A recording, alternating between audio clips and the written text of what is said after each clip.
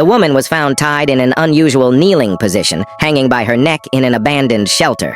The brutal murderer had let 3 hunting dogs loose, starving them for 10 days, leaving them to bite and scratch the victim in a frenzy of hunger.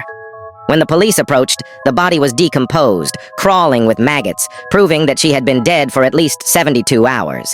Her face was so deformed that it was unrecognizable, and there was no evidence left behind, making identification unclear. The murder weapon was confirmed to be 3 dogs, their snouts still stained with blood. At the Animal Protection Center, after forcing the animals to vomit, the police were surprised to discover a piece of paper with feeding instructions in their stomachs, a bizarre detail that opened up a new direction for the investigation. While Inspector Sawamura still believed that this was just a suicide by hanging, the young police officer quickly identified the victim. Yuen Ming Mei, 26 years old, reported missing by her boyfriend 3 days ago. She used to be a passionate dog lover but abandoned her pet to live with a man allergic to dog hair. Her death became a haunting mystery with no clues, no motive, only the hoarse howling of 3 imprisoned dogs.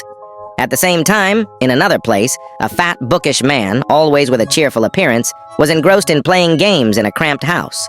Living off his mother, lazy, overeating, he had never worked a day. That night, when his mother went to work at night, a slight noise rang out at the door. She held her breath, trying to make noise to scare the stranger, but the door slowly opened, cold as an invitation. Panicked, he rushed into the kitchen and grabbed 2 sharp knives.